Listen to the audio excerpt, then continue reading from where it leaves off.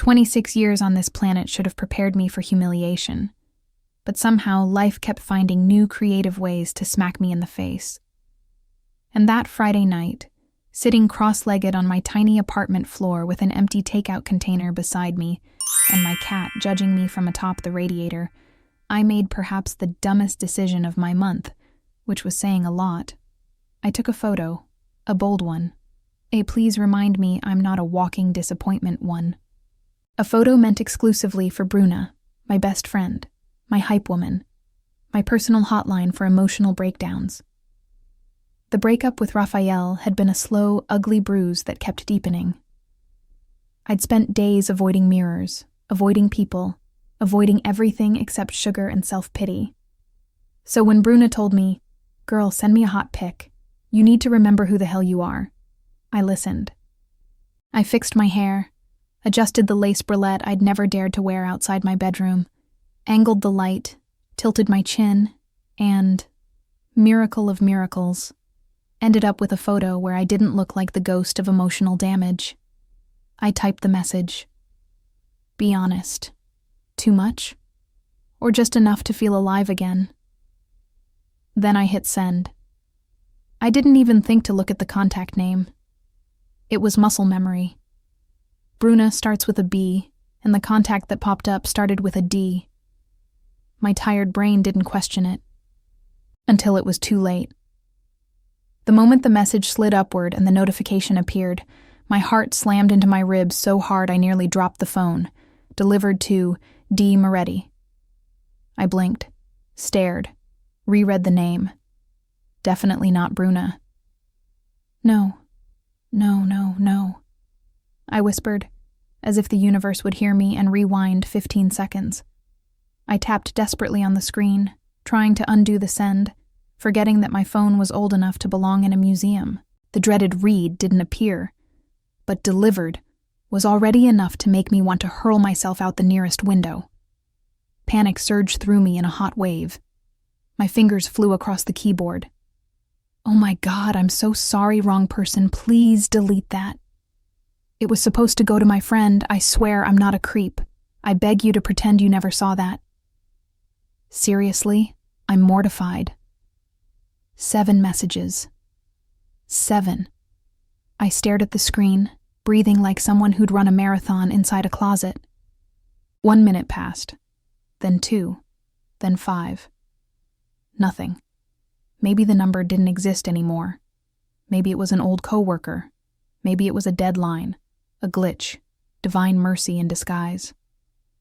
I placed the phone face down on the couch, pushed my hair back, and told Milo, "It's fine, totally fine. Just a harmless, embarrassing mistake. Happens to everyone." Milo blinked slowly, the feline equivalent of "you absolute idiot." Then the phone buzzed. I snatched it off the table so fast I nearly pulled a muscle. A single message, just 3 words. Interesting choice of lighting. My entire bloodstream turned to ice. Interesting choice of lighting? Who says that? Serial killers said things like that. Art critics. Men with expensive suits and questionable morals. Not normal people. I read the message again, as if maybe it would magically change into haha, don't worry, I deleted it. But no, it stayed exactly as ominous and unsettling as before. And here's the thing. Somewhere deep in my stomach, a strange feeling unfurled. The instinctive awareness that I'd just sent the worst possible photo to the worst possible man. A man I didn't know. A man whose name I didn't even remember saving. A man who answered mistakes like mine with sentences that felt like shadows stretching across the floor. And 3 words later, I knew my night was about to get much, much worse. Because this wasn't just a wrong number. This was the beginning of something I wasn't remotely prepared for. The next morning, the universe decided I hadn't suffered enough yet. I woke up after 2 hours of sleep, hair in a knot, eyes puffy, stomach twisted into knots from replaying last night's humiliation on a loop. The first thing I did was check my phone to see if D. Moretti had responded again. He hadn't, which somehow made everything worse. Milo stared at me from the window as I got dressed for my morning shift at Cafe Aurora, a tiny Italian-style cafe tucked between a laundromat and a bookstore that smelled like dust and nostalgia. Bruna texted me 3 times asking for updates. I ignored all of them. What was I supposed to say? So, I accidentally sent a boudoir photo to a man who speaks like a villain with a black card. Yeah. No. By the time I reached the cafe, I'd convinced myself the whole thing was over. Nothing else would happen. He'd seen the photo, judged my lighting choices, and moved on with his terrifyingly expensive life. That illusion lasted exactly 40 minutes. The bell above the door chimed. I glanced up from the espresso machine and froze. A man in a dark suit stood at the entrance. Not the business casual kind. More like, I don't need a badge for people to know I'm dangerous. Tall, stoic, shaved head, shoulders like a refrigerator turned human. His presence sucked the air out of the cafe. Bruna, behind the counter with me, whispered under her breath. Lara, that man is looking at you like he's about to announce your sins. He walked straight up to the counter. Lara Conti? My entire bloodstream evaporated. That depends, I croaked. Who's asking? He reached into his jacket. I immediately imagined a gun, a subpoena, or my obituary. He pulled out a business card. Mr. Moretti requests your presence, he said, placing the card on the counter like a verdict. 7 p.m. tonight. The address is listed. I blinked at the embossed lettering. Moretti Holdings. Penthouse. Penthouse. Why? I asked, voice cracking in 3 different places. I don't ask questions, he replied flatly. I deliver messages. Bruna inhaled sharply. Is she in trouble? His stare didn't even flicker. 7 p.m. Don't be late. Then he turned and walked out as silently as he'd appeared, leaving every customer staring at me like I'd just been drafted into the Mafia. Bruna grabbed my shoulders. Lara, that man radiated federal problem energy. I know, I hissed. Why would Moretti want to see me? Maybe he wants to kill you politely? That's not helping. The rest of my shift passed in a blur of spilled coffee, trembling hands, and catastrophic imagination. By the time 6 p.m. rolled around, I had convinced myself of at least 12 possible outcomes. I'd be interrogated. I'd be sued. I'd be murdered. I'd be recruited for organized crime. I'd be asked to pay emotional damages for blinding him with my poor camera angle. I took the subway home, changed into the most conservative outfit I owned. A black blouse, dark jeans, hair pulled into a bun so tight I lost basic facial expression, and stared at myself in the mirror. You look like a nervous librarian, I muttered. Perfect. Maybe he won't shoot librarians. At 6:45, the same man from the cafe, Rocco, I'd later learn, was waiting outside my building in a sleek black SUV. He opened the door without a word. The ride uptown was silent, except for my heartbeat punching my ribs.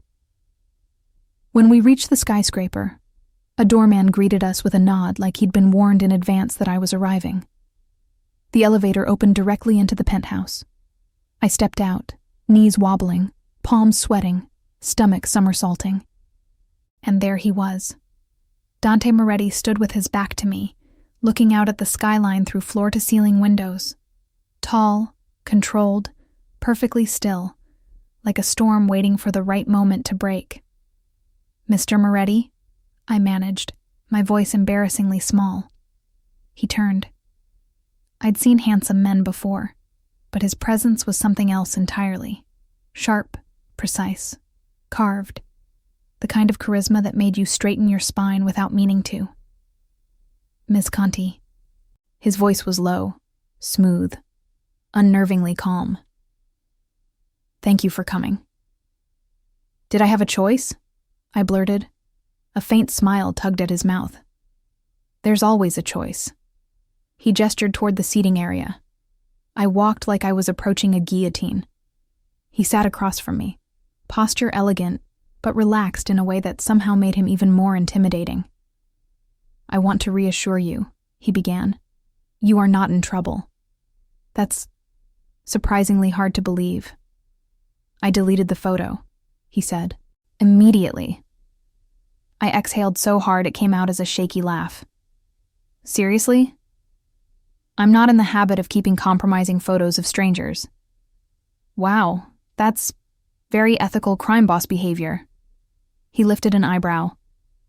"Is that what you think I am?" "I mean," I stammered, "I don't know what you are. But people don't send men in black to cafes for normal reasons." A flicker of amusement passed through his eyes. "I asked you here because I want to understand how your photo ended up on my phone. That's all." I swallowed. It was a mistake. A stupid, embarrassing mistake. "And yet," he said softly, leaning forward, "one I find interesting." My heart skipped. No, it fled. "I'm not trying to scare you, Lara," he continued. "If I wanted to intimidate you, I wouldn't have bothered with an invitation." "Trust me," I whispered. "You're intimidating without trying." His smile deepened, slow and dangerous. "I want to know more about you," he said simply. My pulse thundered, and that was the moment I realized. This man wasn't just amused. He wasn't just curious. He wasn't done with me. Not even close. And that was far, far scarier than any threat he could have made. For someone who terrified half the city, Dante Moretti had an unsettling talent for acting like everything was perfectly normal.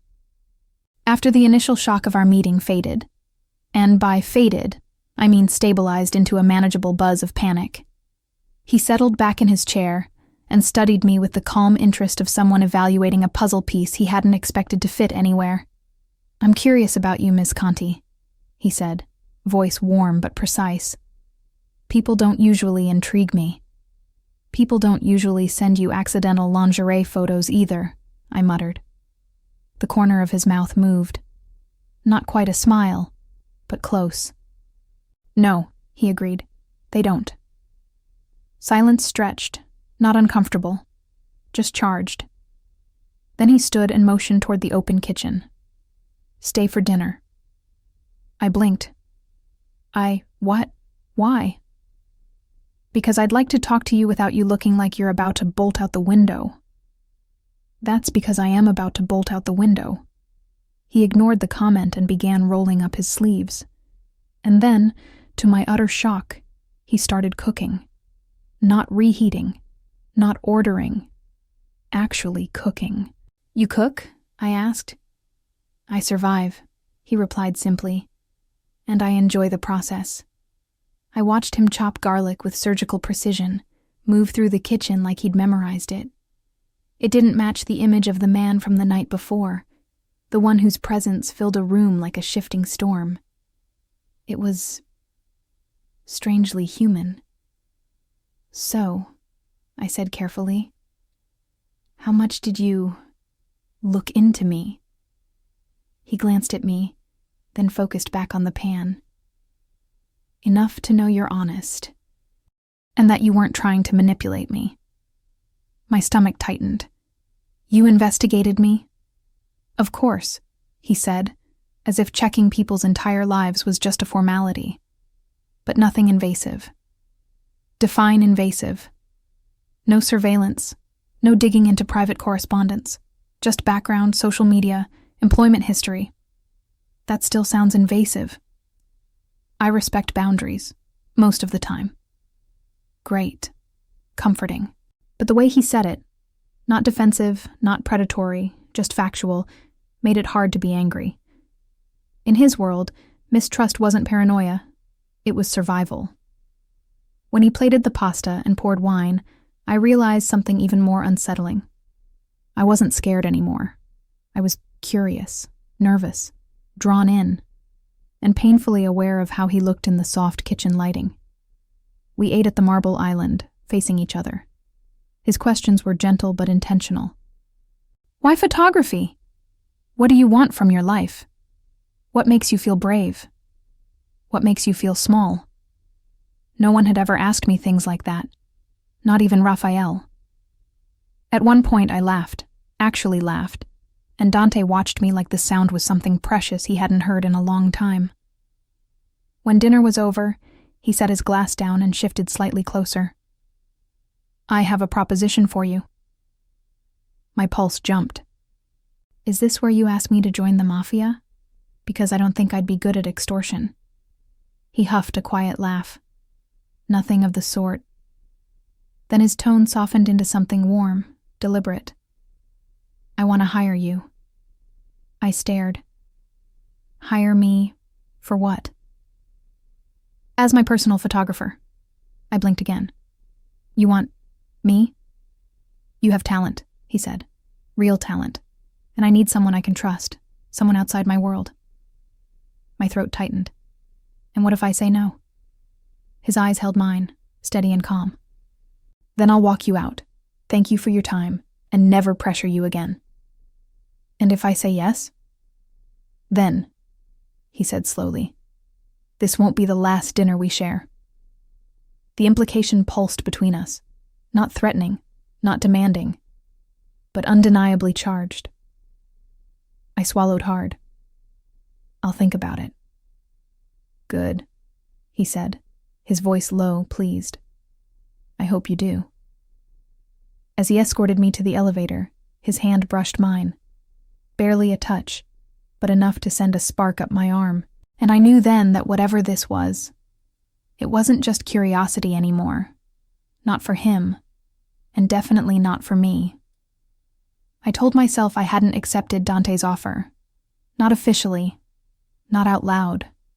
But 2 days later, I found myself standing in the lobby of Moretti Holdings with my camera bag slung over my shoulder and the kind of anxiety usually reserved for dental surgeries and tax audits.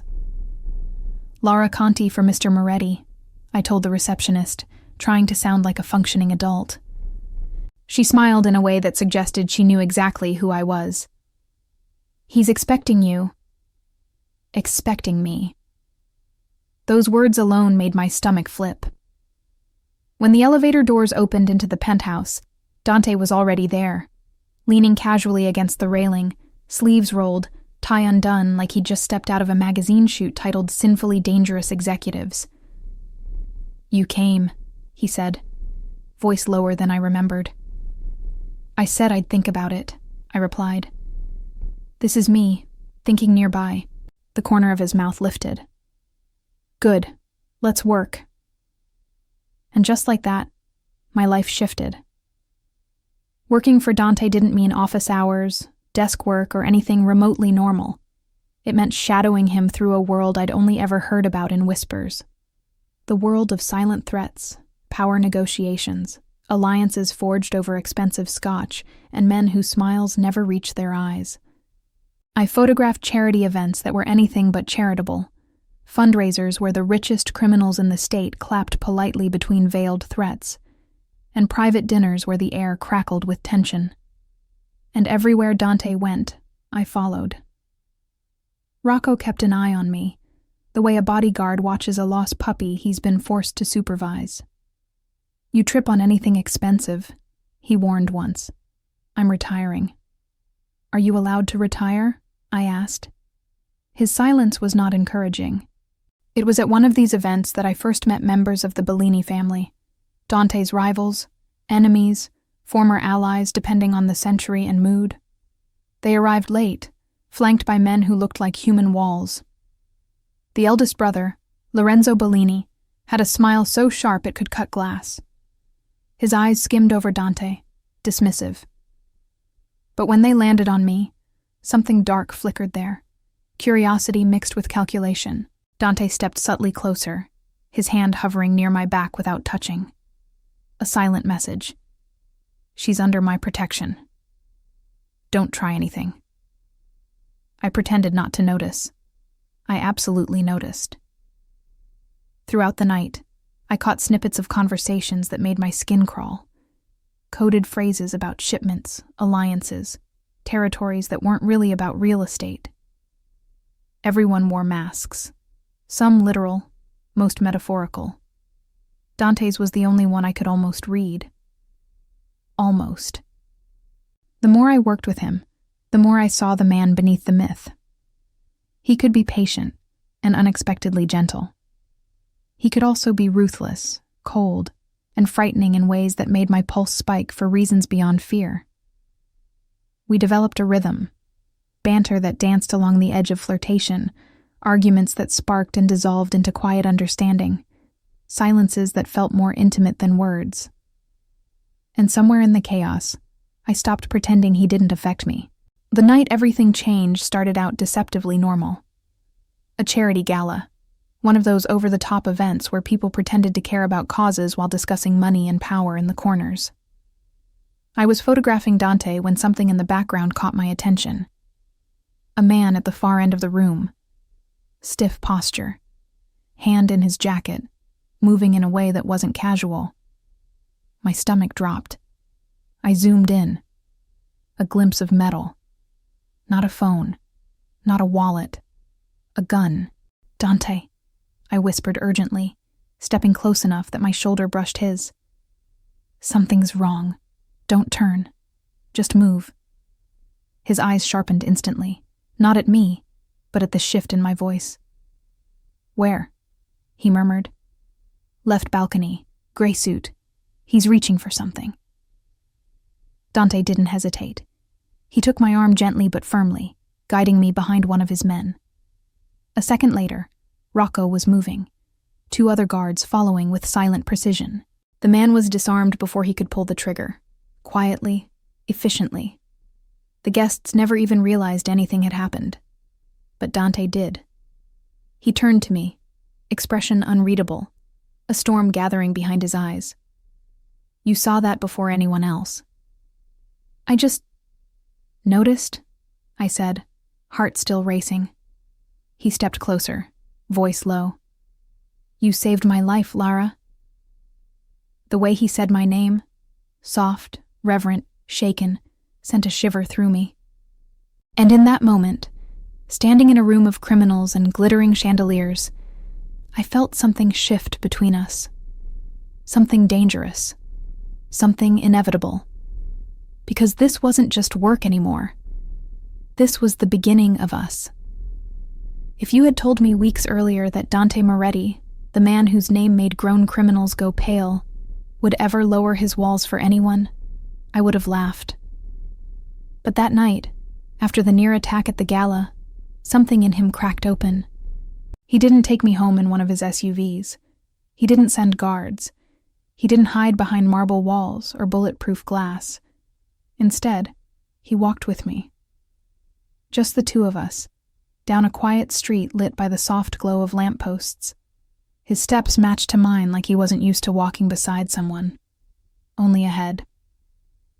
When we reached his penthouse, he didn't gesture toward the guest room like always.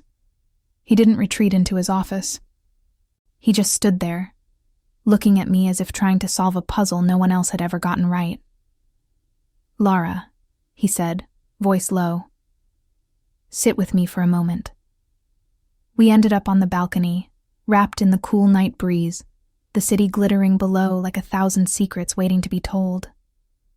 For a long time, he said nothing. He didn't have to. I could feel the weight pressing on him. Finally, he spoke. My sister's name was Isadora. I froze.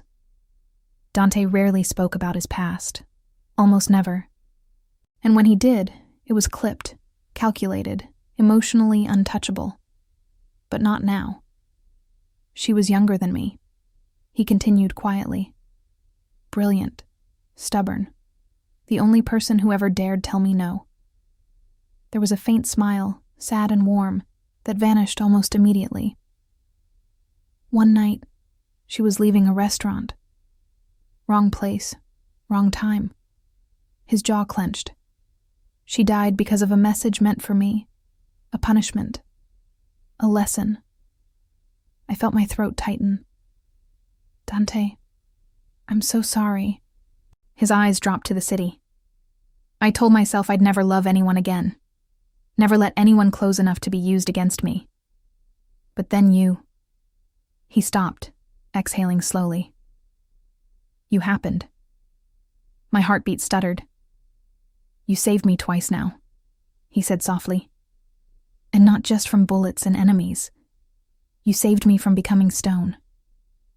I didn't know what to say, so I placed my hand over his, the slightest touch, and waited to see if he pulled away. He didn't. He intertwined our fingers slowly, deliberately, like someone relearning a forgotten language. You're not just an employee, Lara, he said at last. You never were. Something electric passed between us. Dangerous, tender, undeniable. You shouldn't say things like that, I whispered.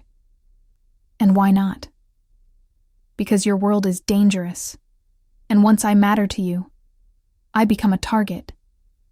He turned toward me completely then, his eyes dark and unwavering. You already mattered, he said, long before either of us admitted it. The city noise faded. The wind stilled. My pulse roared in my ears. Come here, he murmured. He cupped my face gently, his touch careful, reverent, almost fragile. And then his lips brushed mine like a promise he wasn't sure he deserved to make. The kiss deepened slowly, then hungrily. All the tension and fear and longing we had buried finally breaking free. There was nothing hesitant about him now. Nothing careful. He kissed me like someone who had been starved for far too long. I didn't resist. I didn't want to. Because in that moment, everything, danger, morality, warnings, melted away. There was only us. His hands framed my waist. Mine slid up his chest. The space between us disappeared entirely. He lifted me effortlessly, carrying me inside as if I weighed nothing, his breath warm against my neck. He whispered my name, Lara, as though it was something precious. We crossed the threshold from tension to truth, from restraint to something far deeper, far more forbidden. And when we finally gave in, it wasn't impulsive. It was inevitable. Afterward, wrapped in his arms, I felt the steady rhythm of his heart beneath my cheek. Strong, vulnerable, human. Whatever this is, he murmured into my hair.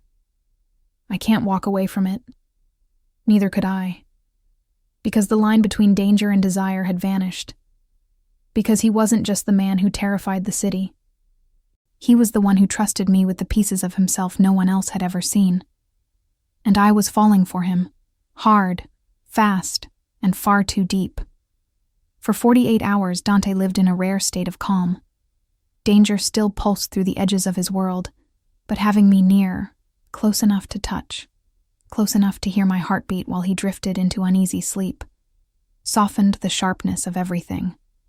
Until the morning, everything shattered. It started with raised voices in his office, then the sound of something heavy hitting a wall. Then Rocco's voice, low, tense, urgent. I stepped into the hallway just as the door flew open. Rocco stood there, jaw tight, eyes darting to me before lowering. Behind him, Dante looked carved out of rage itself, cold, controlled, deadly. Lara, Dante said, inside. I walked in slowly, the hairs on my arms rising. On his desk lay my phone, disassembled into pieces I didn't recognize. What's going on? I asked carefully. Dante didn't look at me. Not once. He stared at the screen of a laptop where a map pulsed with tiny red dots. Your phone has been transmitting data for weeks. His voice was flat, emotionless, terrifying. Data? My mind scrambled. What kind of data? Location logs, conversations, messages, audio recordings. Rocco answered this time, eyes avoiding mine. It's spyware, very advanced, installed almost 2 months ago. My breath caught. 2 months? I whispered. But how? Dante finally looked at me, and I wished he hadn't. There was no warmth, no softness, just betrayal, and something far worse, confirmation of a fear he'd carried for years. It was installed through a corrupted link, Rocco continued. Someone with access to your contacts, someone who knew your routines. And then the name appeared on the screen. Bold, undeniable, Rafael Noguera. My stomach dropped. My ex? I choked out. Rafael doesn't even work in tech. He works for a law firm tied to the Bellini family, Dante snapped. The same people who've been trying to destabilize my operations for months. I didn't know, I said, stepping closer. Dante, I swear to you, I had no idea. I haven't spoken to Rafael in more than a year. He moved back like my presence burned him. You expect me to believe this was all just a coincidence? His voice rose, not loud, but sharp enough to cut through bone. That you accidentally sent that photo? Accidentally caught my attention? Accidentally walked into my life with a phone feeding intel to my enemies? That's exactly what happened. Tears burned behind my eyes. It was an accident. All of it. Accidents don't exist in my world, he snarled, and trust doesn't either. My voice cracked. His expression didn't change. Stone. Ice. War. I should have known, Dante whispered, almost to himself. Everyone becomes a weapon eventually. I reached for him. Dante, please, listen to me. Get out. The words landed like a blow. Dante, get out. It wasn't a shout. It was a sentence. A sentence meant to keep him alive, and me out of his heart. Rocco stepped forward reluctantly, guilt written all over him. Lara, it's better if you go now. My world felt like it was tilting, collapsing, erasing itself beneath my feet. I would never harm you, I whispered. Not ever. Dante looked away, jaw clenched so tight a vein pulsed in his temple. I don't know what to believe anymore, he said quietly. And I can't afford to be wrong. My chest tightened until I could barely breathe. One last time I tried to reach him with the truth. I love you, I whispered. Even if you don't believe me, that part is real. A flicker. Pain. Regret. Something unbearably human. Crossed his eyes. But he didn't stop me. He didn't call my name. He didn't look back. Rocco walked me to the elevator in silence. When the doors closed, I pressed my hand to my mouth, choking back a sob. Dante Moretti had survived wars, betrayals, death itself. But not this. Not the ghost of his sister. Not the trauma that lived in his bones. Not the possibility of losing someone again. He wasn't pushing me away because he didn't care. He was pushing me away because he cared too much. And he didn't know how to survive it. For 3 days, I barely existed. I drifted through my apartment like a ghost, sleeping in fragments, eating nothing, staring at the silent phone that had detonated my life in a single morning. Dante had thrown me out, not because I'd betrayed him, but because someone else had, and that someone had once held my heart. On the 4th day, I found Rafael, not because I wanted to, but because I needed answers. He was exactly where he always hid when life got messy. A pretentious Manhattan bar with dim lights and overpriced whiskey, surrounded by the kind of people who like the sound of their own voices. He froze when he saw me. Lara? He said, blinking. Wow, it's been a while. I know what you did. He laughed weakly. I don't know what you're talking about. I slammed my phone, my freshly wiped, harmless phone, onto the table. Spyware, 2 months' worth. GPS, audio logs, messages. All routed to a server registered under your name, Rafael. The color drained from his face. I didn't... Lara, listen. You're misunderstanding. You used me, I whispered, voice breaking.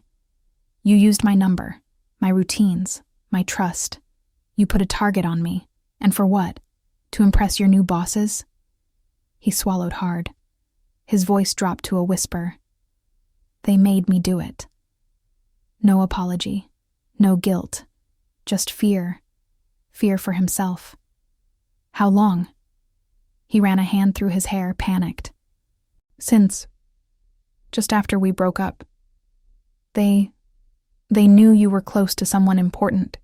They said you were a way in, and I didn't think anything would actually happen. A wave of nausea hit me. You ruined my life because you didn't think? Lara, please, I didn't mean... He never finished the sentence. Because a black van screeched to a stop outside. Men poured out, fast, efficient, masked. Get down! Raphael shouted, but hands were already grabbing me, dragging me away from him, ignoring his useless pleas. A cloth pressed over my mouth. The world tilted. Then everything went black. I woke with my wrists bound, my head pounding, my throat burning. The room was cold, concrete, windowless, a warehouse, classic. A man stepped forward, older, sharp suit, cruel eyes. Lara Conti, he said calmly. A pleasure. The Bellinis didn't need to introduce themselves. Their reputation did it for them. You're making a mistake, I rasped. Oh, we rarely make mistakes, he replied. You, however, made one the moment you got close to Dante Moretti. He walked around me slowly, inspecting a piece of chipped nail polish like he wasn't discussing murder. He became weak because of you, distracted, emotional. That makes you leverage. I don't know anything, I insisted. I was never spying. I didn't... Oh, we know. He smiled. That's the delicious part. You're innocent. And it won't matter. My blood ran cold. You see, he continued, leaning in, nothing motivates a man like Dante more than fear.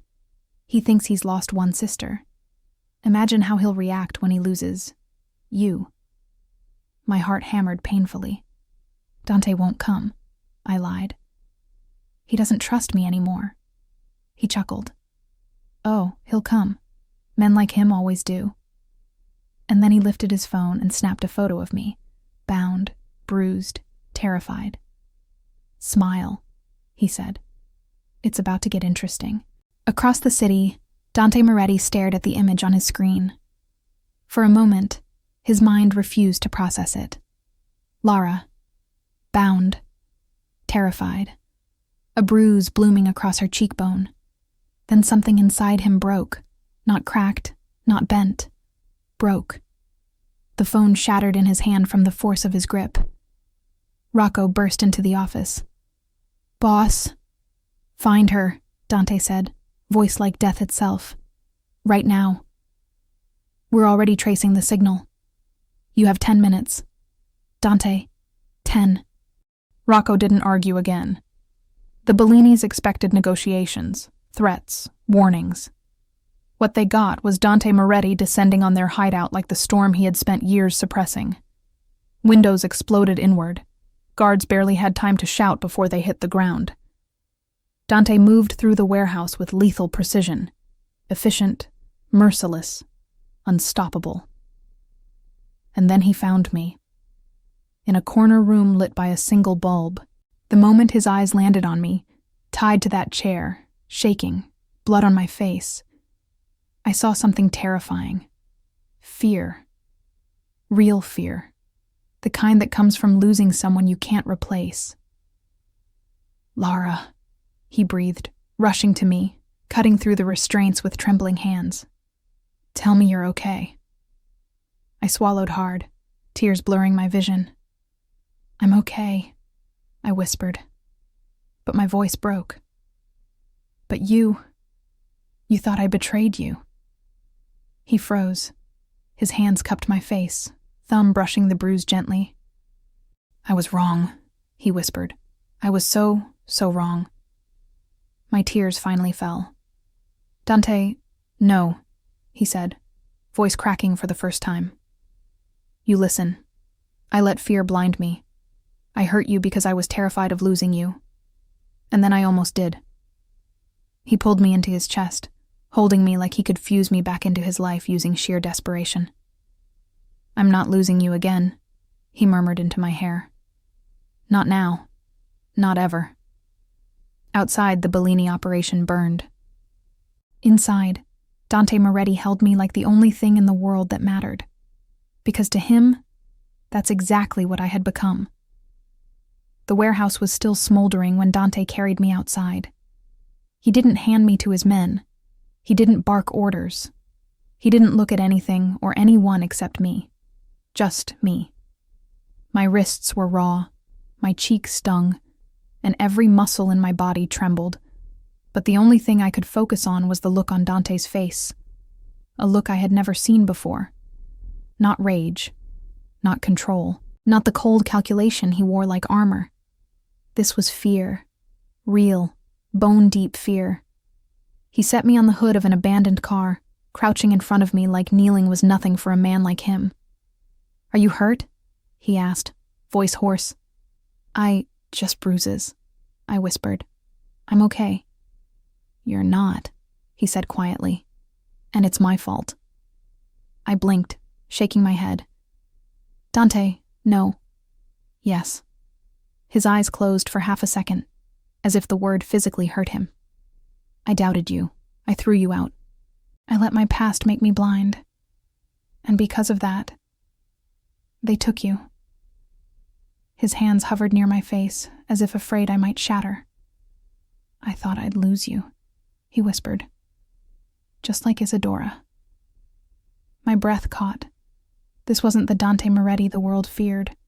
This wasn't the ruthless leader who commanded armies in shadows. This was the man beneath all of that, broken, terrified, human. "Dante," I said softly, placing my hand over his. "You didn't fail me. Raphael did. The Bellinis did. But I believed them." His voice cracked. "I looked into your eyes and chose fear instead of trust. I hurt you." A tear slipped down my cheek. Pain, relief, something in between. "Then don't do that again," I whispered. "No more assumptions. No more shutting me out. No more punishing me for ghosts I didn't create." He nodded once, fiercely, like the promise was binding. "I'll spend the rest of my life making that up to you, if you let me." I let out a shaky breath. "I just want the truth," I said. "From now on, even if it's ugly, even if it scares me." He swallowed hard. "Then here's my truth." Dante took my hands, carefully, reverently. "You matter to me more than anything I've built. More than my power, more than my reputation, more than the walls I've spent my life hiding behind." My heart twisted painfully. "I thought you didn't want me anymore," I whispered, "that you believed I was part of this." "I never stopped wanting you," he breathed. "I was just too afraid to admit how much."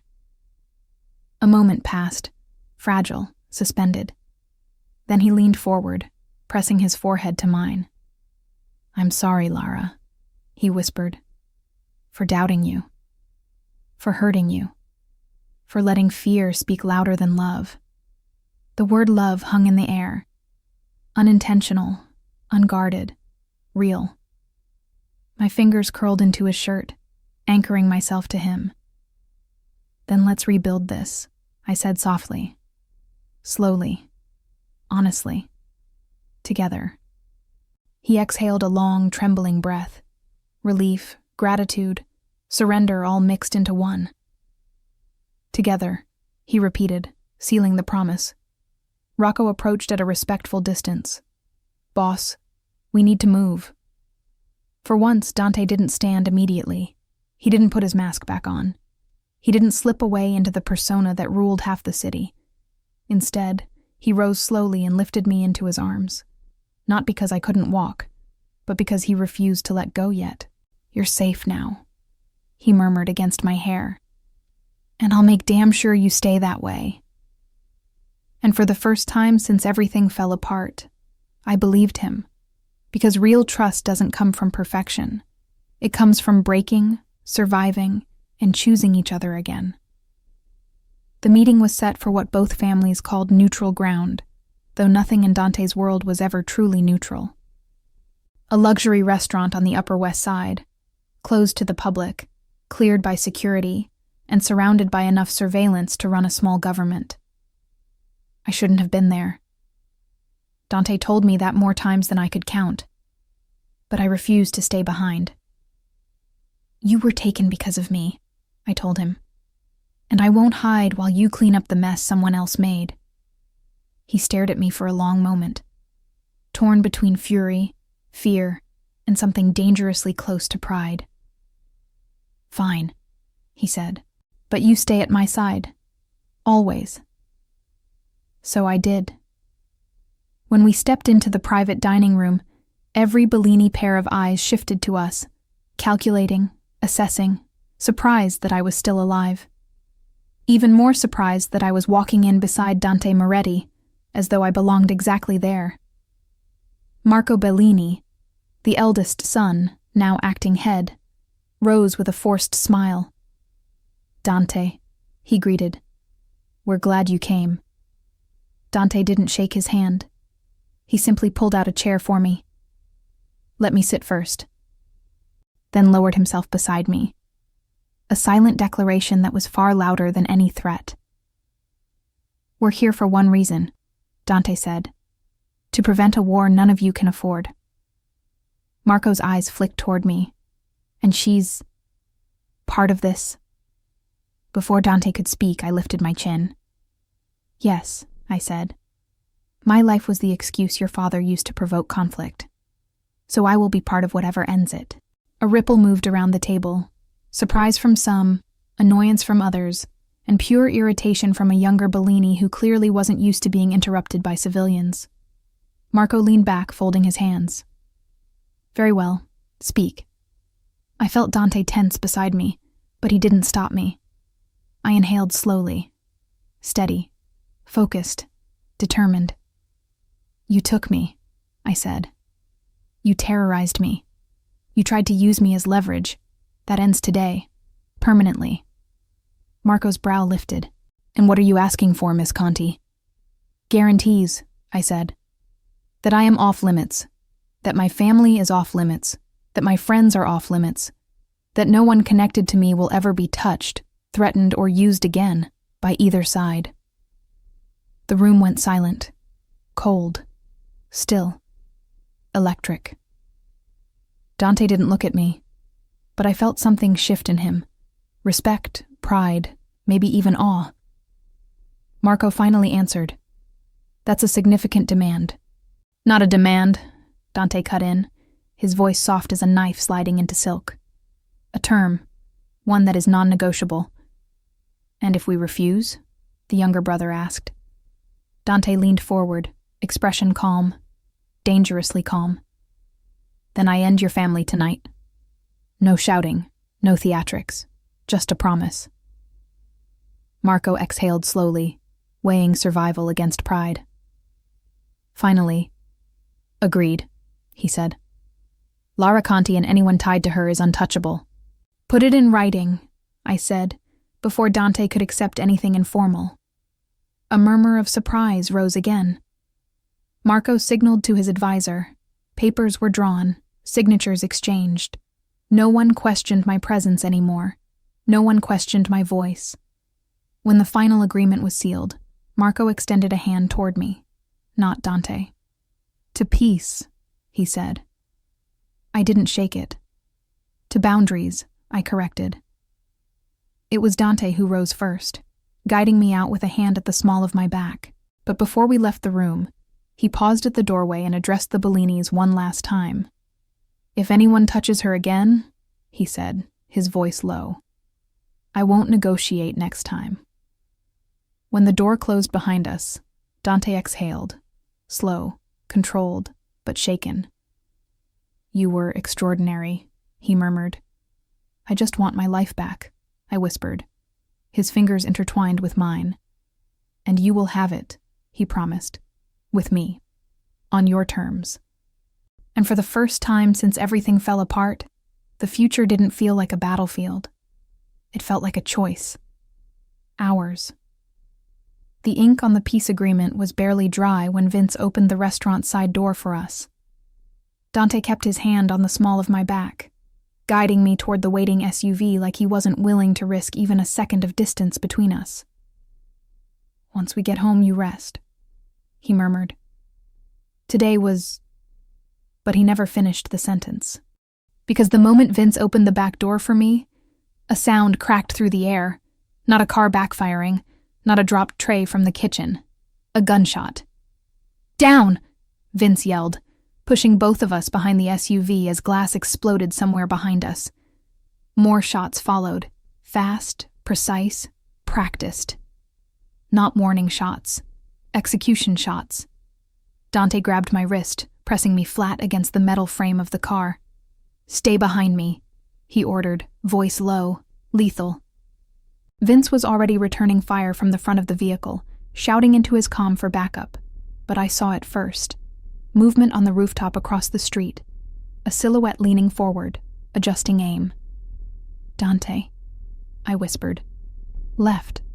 Rooftop. He has a clear shot." He turned, but not fast enough. The sniper was already lining up the kill shot. The one aimed not at me, but at him.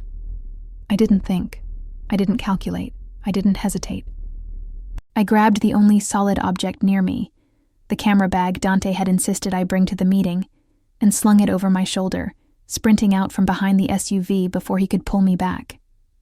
"Lara, no!" Too late. I swung the camera upward, using every ounce of strength I had, and hurled it toward the sniper's perch. It wasn't graceful. It wasn't strategic. It wasn't even aimed well.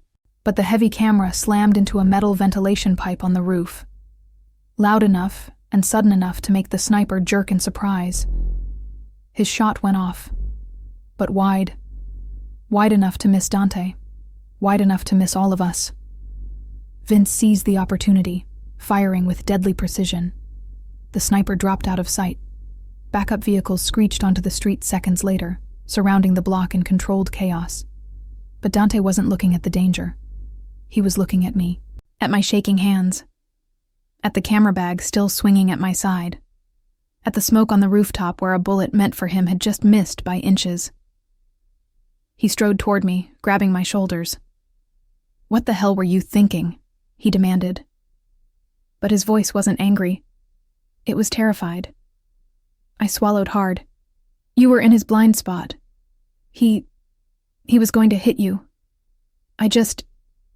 You just ran into gunfire," he said, pulling me closer. "For me." My breath hitched. His forehead pressed against mine, his grip tight like he needed proof I was real. "You saved my life," he whispered, shaking. Lara, "I'm not a liability," I said softly. "I'm not a weakness. I'm beside you, not behind you." His eyes widened, something raw and fierce burning there. "No," he said. "You were never a weakness.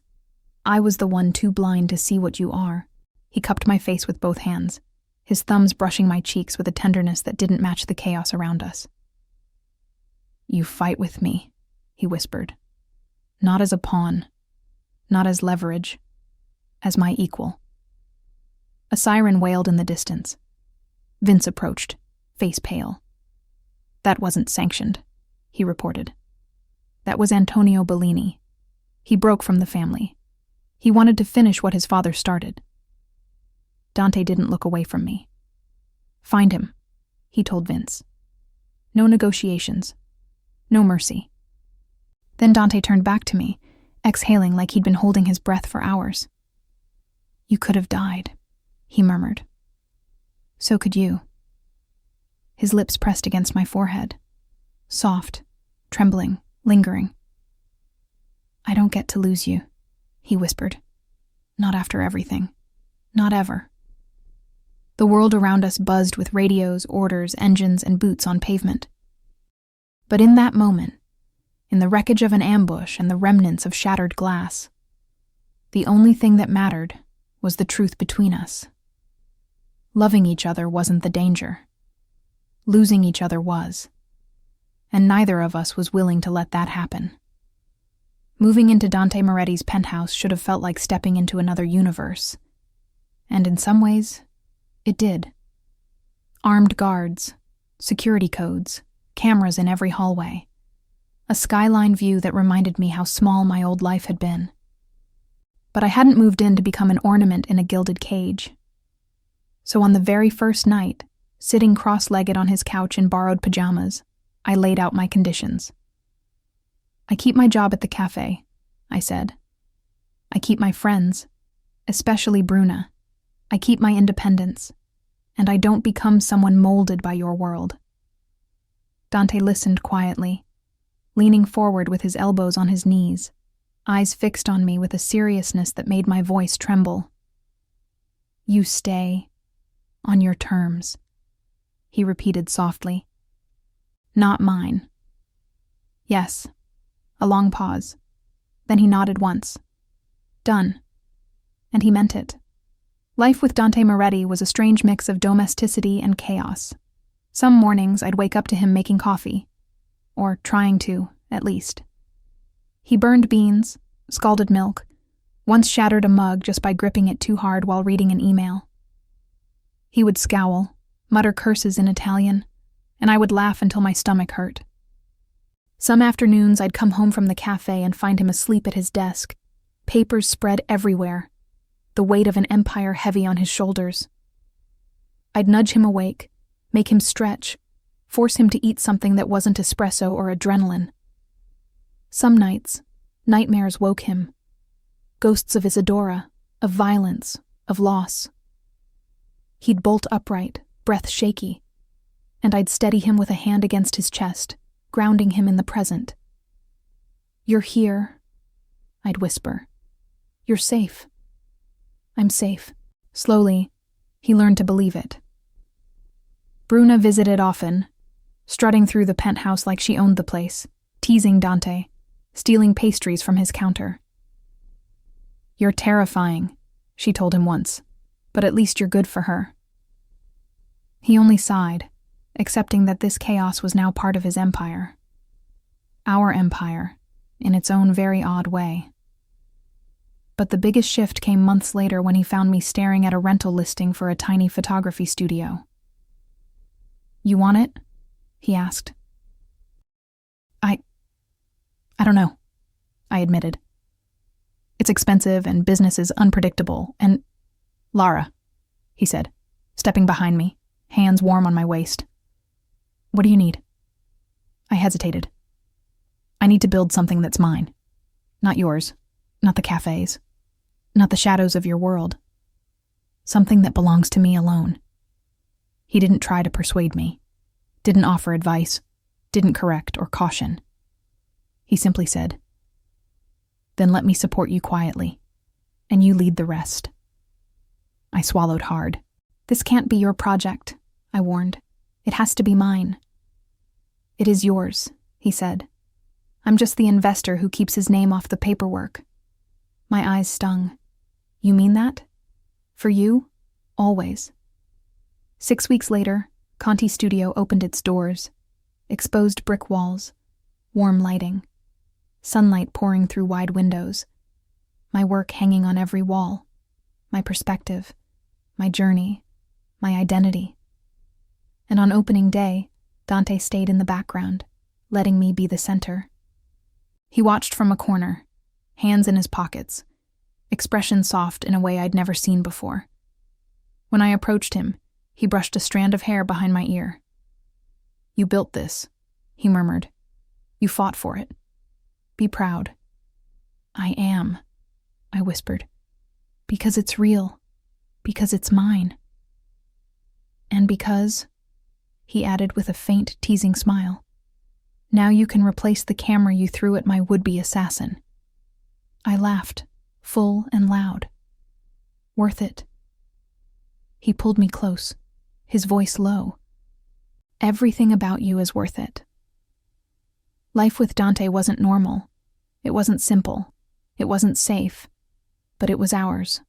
A tangle of love, loyalty, danger, and burnt breakfast. a home built from vulnerability and stubbornness. And for the first time in years, both of us were building something that didn't rely on fear or power, but on each other. The year that followed became a quiet miracle neither of us had expected. The Moretti Empire stabilized. The Bellinis retreated into uneasy silence. Conti's studio thrived, growing from a tiny dream into a real business with clients, bookings, and a small team of assistants who adored Milo as much as they adored gossip. And Dante transformed. He still carried darkness in his bones, still had shadows stitched into his past, but around me he softened. He listened more. He slept more. He smiled, actually smiled, in ways that once seemed impossible. 6 months after moving in together, he proposed. Nothing extravagant, nothing public, just the two of us on the balcony where he had first told me about Isadora, the city glowing beneath us. He held out a simple ring, elegant, understated, undeniably us. "I don't want a life without you," he said quietly. "I don't want a future where I'm not holding your hand through every fight, every peace, every burnt breakfast and bad dream. Stay with me, not as my weakness, but as my partner." My answer was easy. Yes. Our wedding wasn't the spectacle people imagined. Security heavy, yes, of course, but small, intimate. A circle of people who actually mattered. Bruna cried more than I did. Rocco pretended he wasn't emotional. Dante kissed me like a man making a vow to every lifetime he believed we might have. It wasn't a fairy tale, but it was ours. One night, months later, married life comfortably chaotic around us, I found Dante sitting on the couch, scrolling through an old phone of his. "Reminiscing?" I teased. He froze, just for a second.